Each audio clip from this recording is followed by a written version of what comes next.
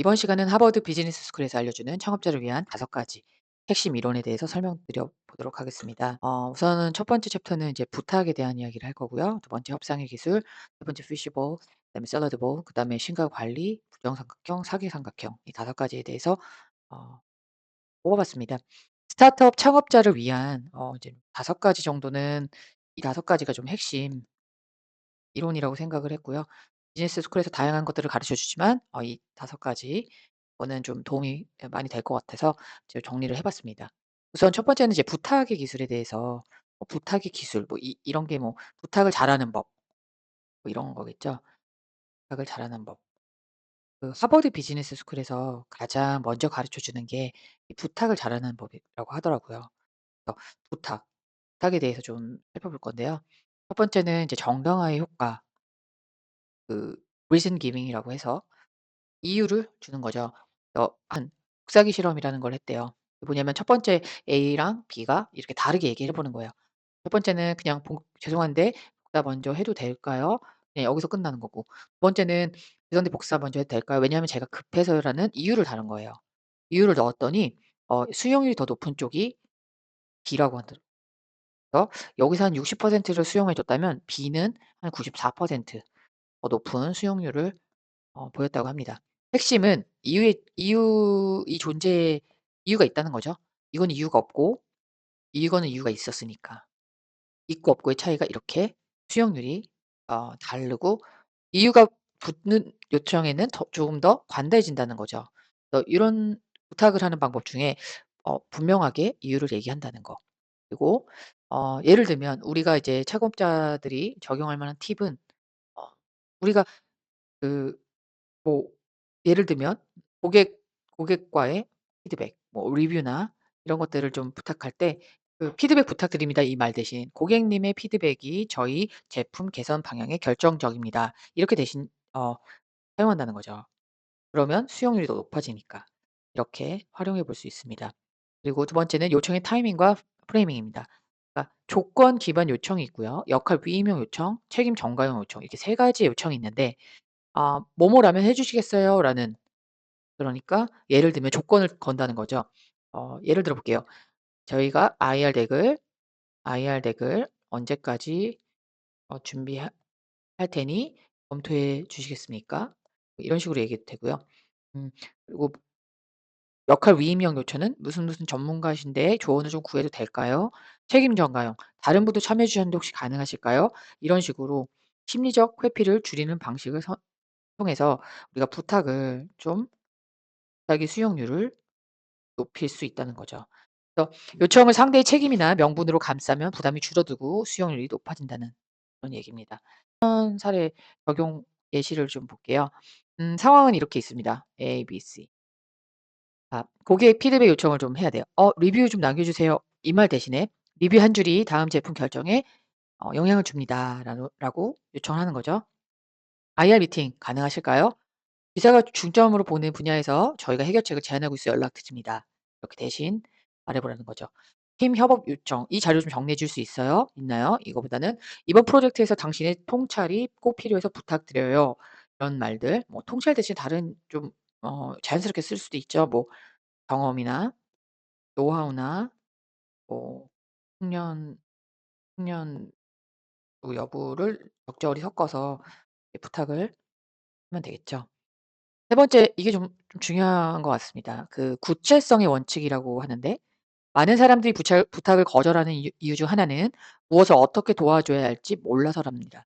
그러니까 사람들은 부탁을 거절하는 게 아니라 불명확한 요청을 거절한다고 합니다. 그래서 구체적이고 명확할수록 수용률이 높아지는데 그 3가지는 다음과 같습니다. 무엇을 도와달라고 하는지 정확한 행동, 언제까지 필요한지 기한, 왜 그것이 필요한지 목적, 행동 기한, 목적 이 3가지를 잘 명확하게 전달을 했을 때 수용률이 높아진다는 거죠.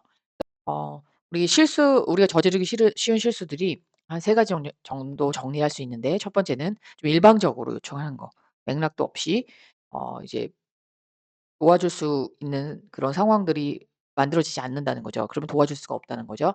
타이밍 실패, 너무 바쁜 시간, 권한도 없는데 요청을 할 때 이런 경우도 많고요. 그래서 상대 중심 설계 부족, 왜 이걸 도와줘야 되는가? 왜 그 사람이 이거를 도와줄 수 있는가에 대한 이유가 충분히 있어야 된다는 거죠. 그래서 리더의 무기, 부탁이 리더의 무기라고 합니다. 사실 창업자는 부탁을 잘해야 되고 익숙해져야 된다고 합니다. 사실 부탁을 우리가 익숙하게 잘 하지 못하는 이유가 거절 거절에 부탁하면 또 거절에 대한 그런 거절을 당하고 싶은 사람은 없죠, 아무도. 근데 거절에 대한 좀 두려움 혹은 좀 민망함 이런 것들 때문에 부탁을 좀 꺼려하거나 좀 어렵게 생각하시는 분들이 많습니다. 근데 제가 어떤 기사를 읽었는데 그때 이제 셀트리온의 그 서정진 회장님이 말씀 중에 그 기사 인터뷰 중에 어 그런 말씀을 하셨어요. 그러니까 "내가 만약 부탁을 잘할 수 좀 더 잘할 수 있었다면 이렇게까지 힘들게 오래 걸리지는 않았을 것 같다. 그래서 부탁을 잘할 줄 알아야 된다." 이런 말씀을 이제 몇 줄 이렇게 하셨는데 그거 보고 제가 되게 많은 이게 생각이 났어요. '부탁이 되게 중요하구나.' 특히 사업을 하는 사람들은 부탁에 대한 이런 실수를 하지 않고 부탁을 해서 결국 그 수용률을 높이는 이런 것들에 대해서 많이 연습을 하고 그리고 그런 것들을 좀 잘 전략적으로 준비를 해서 부탁도 센스 있게 그리고 좀 효율적으로 효과적으로 하는 것이 중요할 것 같다. 그런 것들을 좀 살펴보고 싶어서 이번 시간에 이 부탁에 대해서 커버를 한 거고요. 서정진 회장님 말고도 이제 그 젠틀몬스터, 젠틀몬스터 김한국 대표님이 맞아. 그분이 이제 옛날에 이 거절에 대한 그 무슨 말씀을 하시다가 그 젊은 시절에 20 대인가 그때 뭐 해외여행을 되게 많이 가셨는데 그때 거의 뭐 예 넉넉하게 뭐 자금도 많고 돈도 많고 막 이렇게 해서 여유롭게 여행을 한 게 아니라 막 어서 막 재워 달라고도 하고 뭐 부탁을 되게 많이 하셨대요. 거절도 많이 당하고. 근데 그러면서 이제 두려움, 부탁의 거절에 대한 두려움을 좀 없앴다. 그게 참 도움이 많이 됐다. 이런 강연을 하신 내용을 봤는데 그만큼 성공하신 그 창업가들은 다 이런 어떤 것들에 대해서 이미 좀 그 중요성에 대해서 부탁의 중요성에 대해서 많이 강조를 하고 계십니다. 그래서 부탁은 리더의 무기입니다. 그래서 심리적 저항을 넘는 설계된 프레이밍을 하는 거고요. 부탁은 뭐 단순한 말솜씨가 아니죠. 사람의 의사결정 구조를 설계하는 기술입니다. 그래서 요청은 정중히 하고 명확하고 전략적으로 잘 설계해서 수용률을 높일 수 있는 부탁을 많이 하고 부탁을 많이 하다 보면 부탁도 많이 받게 돼요. 그래서 부탁을 서로 선물 주듯이 그러니까 우리가 그 선물을 주고받잖아요. 그러면서 이제 그 친밀감도 쌓이고 신뢰도 쌓는 거잖아요. 그 과정에 부탁이 있다라는 거. 그 부탁을 이제 거절이 두려워서 부탁에 대해서 좀 멀어지는 게 아니라 부탁에 오히려 더 가깝게 친숙하게 느끼는 그런 연습이 필요합니다. 그래서 첫 번째 챕터는 부탁에 대한 이야기를 좀 해 봤습니다. 자 두 번째는 협상입니다. 사실 우리 사업을 하신 모든 분들은 피할 수 없는 게 협상이죠. 협상의 기술 파트너. 파트너는 무엇인가? 많이 들어보신 분도 계신데 이게 약자인데요. Be best alternative to negotiated agreement. 이게 best alternative는 최선의 대안이죠. 근데 우리가 negotiate 어떤 선택할 수 있는 그 협상 가능한 agreement 계약이라는 거죠. 그러니까 협상이 결렬됐을 때 자신이 선택할 수 있는 최선의 대안이라고 말하죠. 만약에 우리 협상 테이블에서 우리가 주장했던 것들이 좀 안 되고 있어요. 그러면 어디까지 우리가 뭐 양보선이라고 해야 되나요? 뭐 거기를 먼저 이거를 범위가 필요하다는 거죠. 이걸 먼저 세팅을 하고 들어가라는 거죠. 당신이 협상 테이블에서 취할 수 있는 최고의 전략은 그 자리에 앉기 전에 이미 빠져나갈 출구를 설계하는 것이라고 합니다. 그래서 이거를 뭐 zone of possible agreement라고 하는데 협상이 가능한 구간이 존재하지 않으면 합의보다 철수가 더 나은 선택이 됩니다. 그래서 합의를 할지 철수할지 이 선택지를 가지고 협상 테이블에 앉을 수 있어야 되는데 그게 2020년 코로나19 팬데믹 시기에 우리 에어비앤비 다 아시죠? 에어비앤비가 실제로 이런 사례가 있어서 좀 가져왔는데요. 에어비앤비는 이제 호스트가 있고 여기 게스트가 있습니다. 그래서 에어비앤비의 이제 게스트들이 호스트의 숙소에 예약을 하는 시스템이고, 그래서 이게 투 사이드 마켓플레이스라는 비즈니스 모델인데, 양쪽으로 이제 연결을 해서 예약을 하는 시스템 중개를 하는 게 에어비앤비의 비즈니스 모델인데, 이제 예약을 다 한 거예요. 근데 팬데믹이 터졌어요. 근데 호스트들이, 게스트들은 당연히 캔슬을 해야겠죠. 왜냐면 이제 전염병이 도니까 못 가는 거죠. 그래서 여기서 100% 환불을, 뭐 천재지변이야 또 계약이 있을 거 아니에요, 조건이. 계약 조건에들 어떤 100% 환불을 해 줘야 되는 그런 상황이라서 이걸 요청을 했는데, 호스트들은 이게 좀 자기의 어떤 수익화, 예약 취소 수수료를 좀 수익화하고 싶었던 거예요. 그래서 "아 이거 우리 잘못도 아닌데 우리가 이거 다 예약 캔슬 취소 수수료 100% 다시 환불해 줘야 되는 게 맞아?" 그러면서 에어비앤비 측한테 이런 것들 이제 "검토해 달라.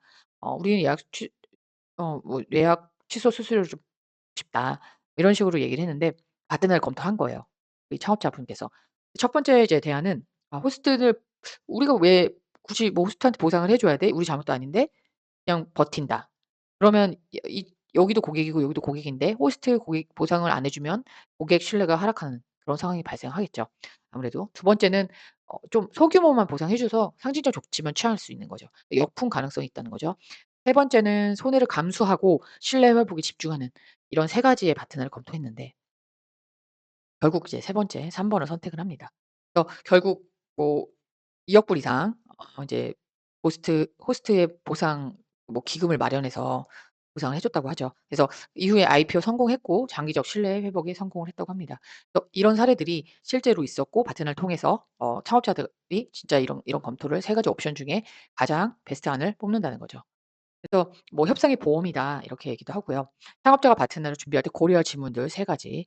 우리는 협상 결렬 때 어떤 선택지가 있는지, 협상을 통해 반드시 얻어야 될 최소 조건 뭔지, 그리고 상대방의 파트너는 뭘까?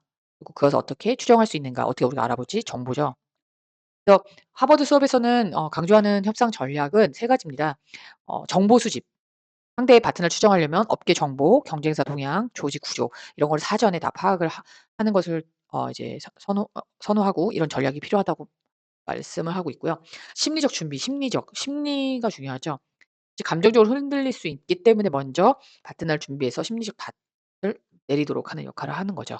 플랜 B의 가시화. 협상 전에는 반드시 현실적인 대안을 문서화하고 내부 팀원과 시뮬레이션해서 그 협상 테이블에서 좋은 의사결정을 할 수 있어야 된다는 거죠.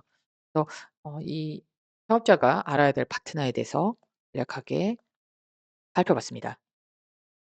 자, 그다음에 세 번째는 피시 볼, 샐러드 볼입니다. 이게 뭘까요? 하버드 비즈니스 스쿨의 리더십 수업에서는 강력한 리더십이란 방안이 아니라 진실됨에서 비롯된다고 가르치고 있습니다. 되게 진실되게 가르치죠. be honest. 굉장히 중요한 말인데요. 대표적인 훈련 두 가지는 피시 볼은 어항이죠. 어항. 샐러드는 샐러드 볼. 두 가지인데 이게 뭔지 한번 살펴보겠습니다. 아, 이게 피시볼은 투명한 어항에, 이렇게 투명 투명한 이제 어항에 물고기가 이렇게 물고기가 이렇게 있는데, 이게 사람들에게 노출이 되는 거잖아요. 근데 이렇게 다 관찰한다는 거예요, 이렇게. 이 사람 어떤 사람이 얘기를 하고 여기는 이렇게 다 관찰하는 거죠. 그래서 이런 조용히 관찰하고 경청하는 구조, 이런 시간을 이렇게 비유하는 건데, 음 이 사람만, 참가자, 이 발표자만 자신을 드러내고, 이 타인들은 고도의 집중을 하면서 이 스피커가 얘기하는 거를 듣는다는 거죠. 그쵸? 그래서 이 활동을 왜 하냐. 이 사람만 말하는 거예요, 이 사람만. 이 활동을 왜 하냐면 이게 자기 계방 그리고 공감적 경청의 의미가 있다는 거죠. 그래서 이 스피커는 자신의 약점이나, 무슨 얘기를 하냐면 약점을 얘기하는 거예요. 두려움, 실패, 열등감. 와, 이런 거를 말하는 게 너무 어렵잖아요. 근데 이걸 공개적으로 드러내는 거, 용기를 내는 거, 이런 거를 훈련을 한다고 합니다. 그래서 다수가 들을 수 있는 공간에서 되게 솔직해지는 거예요. 자기 자신과 마주하는 효과가 있다고 합니다. 저는 이 수업을 굉장히 이 수업이 너무너무 의미가 있다고 생각을 해요. 음 특히 우리나라 같은 경우는 나의 약점을 드러내는 순간 우리는 "너무 노출되는 거다. 약점을 노출하지 말아라." 그런 식으로 말씀하시는 그런 말이 워낙 많은데 모르겠어요. 이게 지금 미국이니까 우리나라와 문화적 환경이 좀 다르죠. 근데 이게 왜 필요하냐면 자기 자신과 마주할 수 있는 그런 자리도 없고 그런 용기를 내는 게 자체가 되게 어려운 일인데 이걸 함으로써 그걸 한번 해소하고 결핍이라든가 누구나 비밀이나 약점이나 두려움이나 그런 열등감이나 결핍이나 이런 게 다 있기 마련이라고 생각합니다 저는. 그래서 인간이기에. 그래서 이러한 것들을 좀 하는 그런 자리를 통해서 한번 해소하고 갈 수 있는 이런 거를 자리를 만들어 주는 이 클래스가 되게 의미가 있다고 생각합니다. 이 토론은 이건 토론이 아니라 디베이트가 아니라 고백입니다. 고백과 공감입니다. 이 스피커의 말처럼 자기도 그런 어떤 비슷한 비슷하거나 혹은 쪼끔 다르지만 자기 역시도 그런 결핍과 그 두려움과 그런 것들을 안고 있을 가능성이 매우 높기 때문에 공감을 형성시킬 수 있다는 거죠. 그 팀워크가 깊어지고 리더로서 진정한 자기 성찰의 계기를 한다는 것에 되게 큰 의미를 둔다는 겁니다. 이런 훈련을 통해서 리더가 좀 더 성장할 수 있도록 그렇게 발판을 마련해 주는 게 아닐까 싶습니다. 두 번째는 비슷한 건데요. 그 샐러드 볼도 비슷해요. 마이 테이크라고 하는데 마이 테이크는 우리 하버드 비즈니스 스쿨의 전통 중에 하나인데 한 사람씩 학생들 한 사람씩, 한 사람씩 돌아가면서 이제 얘기를 하는 거예요. 자신의 이야기를. 자신의 인생 이야기, 약점. 이걸 전체 클래스 앞에서 공유하는 시간입니다. 어 제가 영화에서는 이런 것들을 좀 본 적이 있는데 실제적으로 이런 걸 해본 적이 없었던 것 같아요 저는. 네. 이런 거를 할 수 있는 기회나 그런 시간이 있으면 참 좋을 것 같습니다. 그래서 샐러드 볼은 좀 다른 샐러드가 되게 이것저것 막 섞여 있잖아요. 근데 각자 고유성을 유지하는 샐러드처럼 서로 다른 배경을 가지는 학생들이 각자 자기의 색깔을 인정받는다는 의미겠죠. 특히 외국 같은 경우는 미국 같은 경우는 다민족 국가이기 때문에 이런 시간이 더 의미가 있을 거라고 봅니다. 우리나라도 점점 이렇게 어떤 것들 자신의 인생이나 약점을 좀 이렇게 솔직하게 공감할 수 있는 그런 시간들을 갖고 있는 그런 시간을 많이 갖게 된다면 많은 도움이 될 거라고 저는 생각합니다. 그래서 매주 한 명씩 자발적으로 발표자가 선정돼서 내가 누구인지 내 인생에서 가장 중요한 전환점과 내가 감추고 살아온 약점들 얘기한다는 거죠. 굉장히 어렵게 얘기하는 그런 시간일 것 같고 되게 용기 내서 얘기하는 시간일 것 같은데 이게 정말 계속 이어지고 있다고 하는 거 보니 정말 의미 있는 그런 시간이라고 생각합니다. 그래서 그런 것들 좀 소개해 드리고 싶었어요. 음. 그래서 제가 이걸 좀 찾아봤는데 그 하버드 비즈니스 스쿨에서 내가 배운 것들이라는 책 최다혜 님이 저자인데 이분이 쓰신 책에서 이걸 좀 발췌해 왔습니다. 도대체 무슨 얘기를 할까 제가 너무 궁금해서 한번 읽어 봤습니다. 간략하게 한 세 가지 정도 소개해 드릴게요. 첫 번째 어떤 분은 이렇게 얘기를 했대요 거기서. "나의 어머니는 필리핀, 아버지는 수단에서 온 이민자야. 하지만 딱히 부모님에 대한 기억은 없어. 굳이 설명하자면 나는 여러 명의 양부모님 밑에서 자란 캘리포니아 사람이야. 내 삶에는 엄마는 4 명이고 아버지는 6 명이야. 정말 재밌지 않아? 근데 조금 복잡하긴 하지만 형제가 10 명이 넘어. 아니 20 명에 가깝던가? 그런데 이것대로 참 재미있는 것 같아." 이렇게 설명을 했다고 하더라고요. 두 번째는 "나는 어릴 적에 노숙자로 살면서 거리를 떠돌았어. 나를 제외한 형제들은 어쩌다 보니 모두 감옥에 있어. 슬프지만 어쩌면 난 유일한 생존자야. 다행히 나는 공부를 잘해 그럭저럭 좋은 대학을 입학할 수 있었고 졸업할 수 있었지. 덕분에 나는 사회적 약자들의 삶을 제대로 대변해야겠다는 뜻을 가진 사람이 되었어. 여전히 나도 우리 가족도 가난한데 왜 나는 늘 돈보다 숭고한 명분을 찾게 되는지 모르겠어." 이렇게 말씀을 하신 분도 계셨고요. 마지막으로 "나는 남자도 좋고 여자도 좋아. 그리고 나 스스로를 남자라고 생각하지도 않아. 나는 성 정체성이 스펙트럼이라고 생각해. 어떤 규범으로 정의할 수 없다는 이야기지. 감사하게도 우리 할머니는 내가 이러한 독특한 성 정체성을 갖고 있는 게 자랑스럽대. 한때 잘 나갔던 뉴욕의 힙스터 출신다운 발상이지."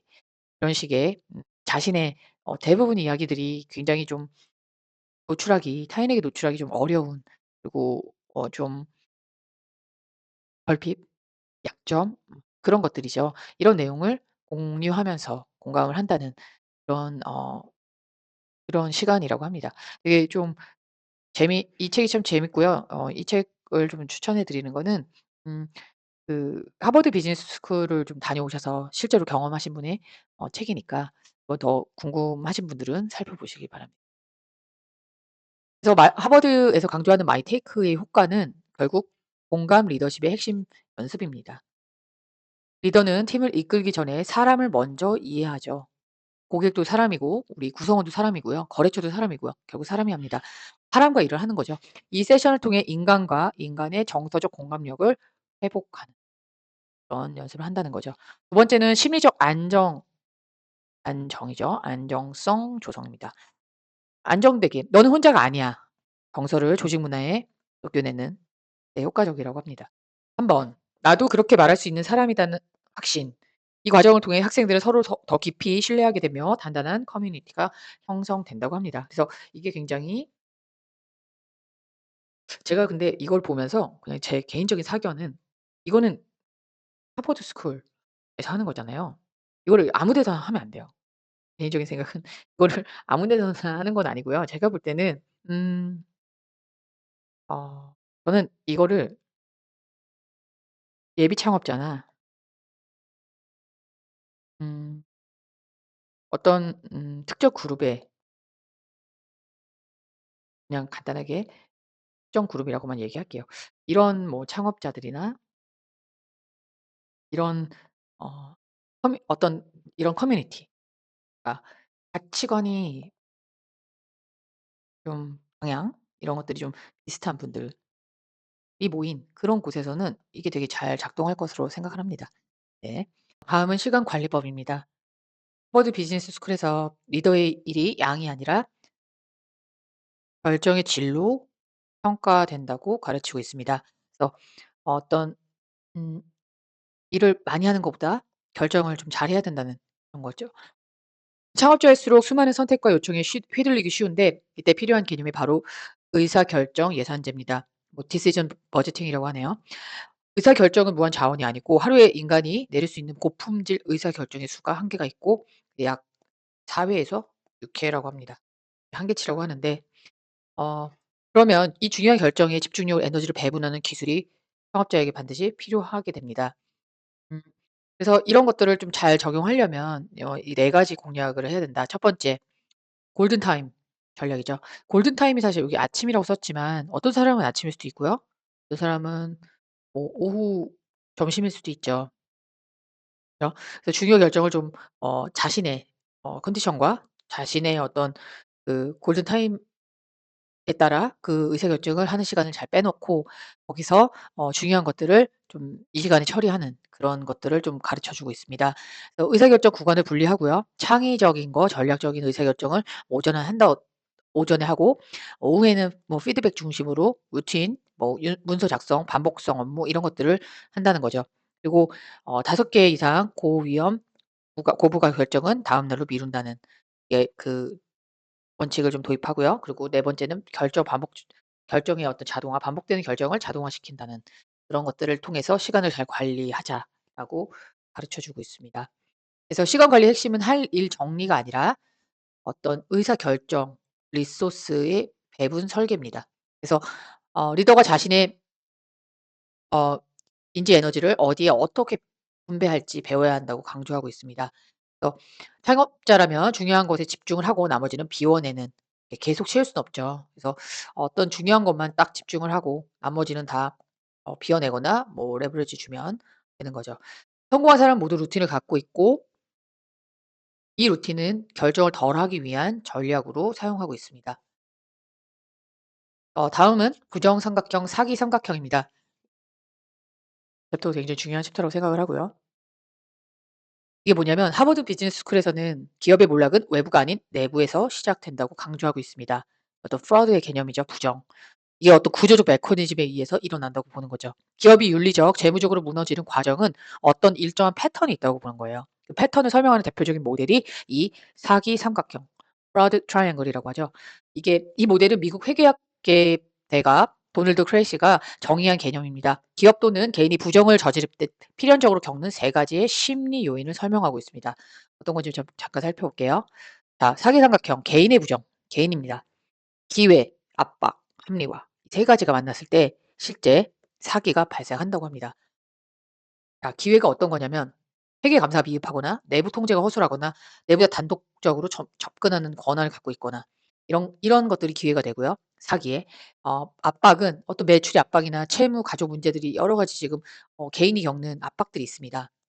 그래서 이런 것들이 있을 때 합리화를 한다는 거죠. 어차피 다들 하고 이건 잠깐뿐이고 뭐 잠깐 뭐 지나가는 거니까 괜찮을 것 같고 이거는 뭐 되게 작은 거고 어쨌든 자기 정당화를 통해서 이 세 가지가 이렇게 만나면 이런 사기 삼각형이 실제로 어 이루어진다고 합니다.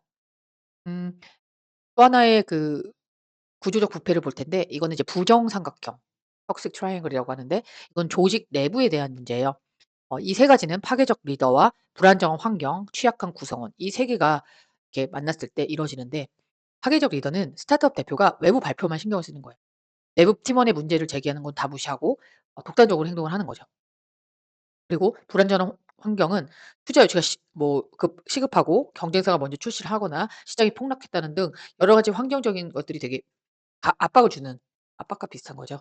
이런 거를 주는 환경이고 그리고 취약한 구성원은 우리 내부에 직원들이 있어요. 임원도 있고요. 근데 이런 사람들은 이 우리 파괴적 독단적 리더에게 얘기를 못 하는 거예요. 그냥 아무 말도 못 하고 알아서 분위기만 맞추는 이런 팀원들만 되게 잔뜩 있는 거예요. 이렇게 이런 조직에서는 조직 내부에 이런 구조적인 부패가 형성이 되면 부정삼각형이 만들어진다는 거죠. 근데 이런 일이 왜 자주 생기는 걸까 봤더니 창업자는 좀 외롭죠. 항상 강한 확신을 가져야 되고 외부에는 늘 자신감 넘치는 리더처럼 보여야 합니다. 구성원들은 대부분 창업자보다는 경험이 적고요. 의사결정 참여 권한도 없죠. 그렇기 때문에 그런 상황에서 시장은 빠르게 변하고 돈은 부족하고 시간은 없습니다. 이런 환경적인 압박이 가해지면서 위기 상황의 구조가 붕괴되는 그런 현상이 일어날 수 있고 우리는 늘 이런 상황들을 많이 목격하고 있습니다. 그래서 이런 것들을 예방하기 위해서 어떤 구조를 설계해야 되는데 이거는 시스템으로 만드는 게 중요합니다. 그래서 리더보다는 시스템으로 만드는 거예요. 물론 리더도 중요하지만 사실 조직이 어 조직이 이제 계속 성장을 하려면 시스템을 만들어야 되는 게 맞습니다. 그래서 일단은 리더는 내가 틀릴 수 있다는 기본 가정을 만들고요. 우리는 팀 전체가 합리적으로 토론할 수 있어야 이긴다는 생각을 대표님이 먼저 하고 그 메시지를 선언적으로 직원들에게 구성원들에게 해야 합니다. 그래서 그 구성원들로부터 내부 의견을 다 말하게 만드는 그런 구조화된 방식을 도입하는 이런 거를 시스템화시키는 거죠. 그래서 반대 역할을 주기적으로 지정하고 일부러 반론을 유도하는 그런 전략도 중요합니다. 그리고 대표에게도 피드백을 줄 수 있는 익명 창구라든가 직접 대면 세션을 운영해서 계속 들어야 됩니다. 어떤 게 문제인지, 우리 회사가 잘 가고 있는 건지, 어 대표는 잘 듣고 같이 그 의견을 조율하고 같이 끌어내서 그걸 시스템이 잘 작동하도록 그렇게 원활하게 유연하게 굴러갈 수 있도록 그걸 조율하는 그런 자리입니다. 그래서 시스템이 강해야 합니다. 그래서 대표도 사람이기 때문에 지칠 수 있고 실수할 수 있습니다. 시스템이 있다면 이런 경우라도 망하지 않습니다. 그래서 시스템을 구조적으로 잘 만들어 놔야 합니다. 두 가지 사례를 갖고 왔는데요. 뭐 테라노스 너무 유명하죠. 이것도 이 세 가지 기회, 압박, 합리화가 잘 어 이제 만나서 이렇게 이게 이렇게 합쳐져서 그런 사기 트라이앵글이 만들어진 거죠. 사기 삼각형. 기술 검증 없이 홍보 영업을 먼저 했고요. 기업 가치 유지를 압박받아 거대 투자자의 기대를 이제 계속 압박이 가해졌고요. '아 할 수 있다. 곧 만든다. 잠깐 속이자.' 이런 어떤 자기 합리화를 했다는 거죠. 옵티머스 자산운용 한국 사례도 기회 압박 합리화 마찬가지입니다.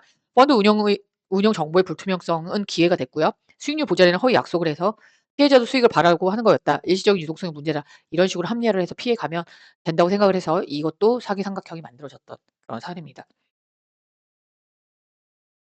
어 사업자에게 주는 메시지를 살펴보면 일단 통제 시스템을 구조화해야 하는 거. 내부 견제 장치 없이 빠르게 성장하는 기업은 언젠가는 무너집니다.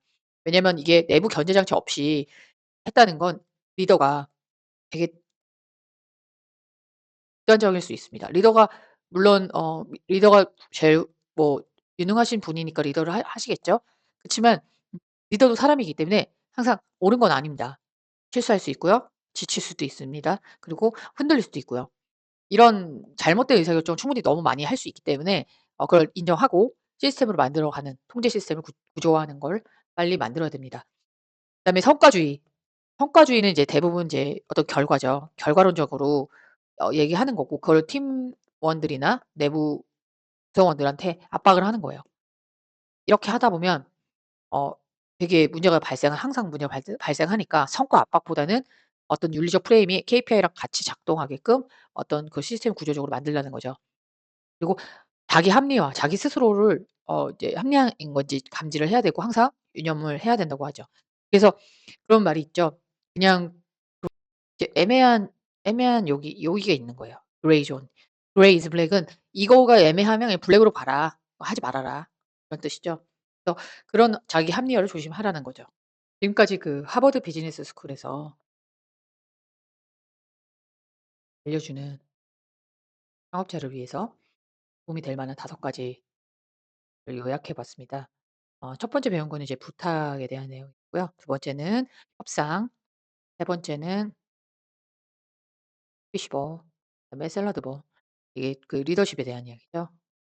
그다음에 네 번째는 시간 관리, 다섯 번째는 사기 삼각형, 부정 삼각형. 5가지에 대해서 배웠습니다.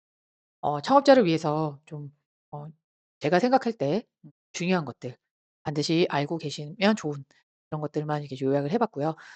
이번 강의도 많은 도움이 되셨으면 좋겠습니다. 자, 이제 그럼 이 시간 강의 여기서 마치겠습니다. 감사합니다.